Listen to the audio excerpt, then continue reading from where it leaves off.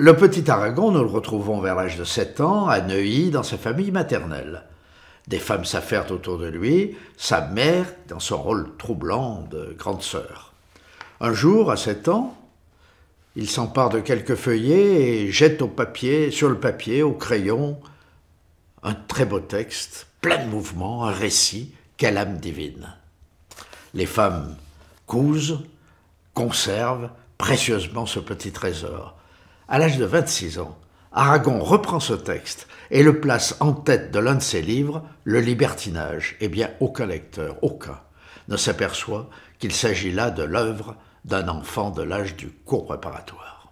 Le milieu explique en partie cette précocité. On mène Aragon, tout petit, à l'exposition universelle, au théâtre, au musée, au concert. Il est entouré de livres. Il lit tout. Et il a une mémoire fabuleuse.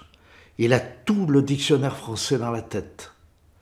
Il connaît par cœur des milliers de vers, depuis les chansons de croisade du Moyen-Âge jusqu'aux poètes du XXe siècle, Victor Hugo, Musset, Lamartine. Mais le milieu n'explique pas tout.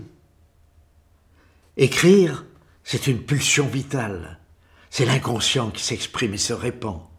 C'est livrer ses secrets et les fixer. La merveille de sa vie, c'est que chez Aragon, la pensée lui vient en écrivant. Les mots, dira-t-il un jour, m'ont pris par la main.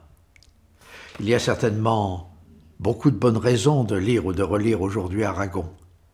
Si je n'en retenais qu'une, ce serait celle-ci, qu'a exprimée le poète chrétien Paul Claudel en 1945, après avoir lu le beau roman Aurélien.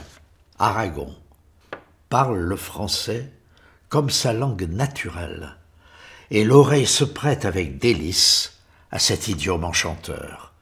Dans l'histoire de la littérature française, 2 écrivains ont mérité le titre d'enchanteurs, Chateaubriand et Aragon.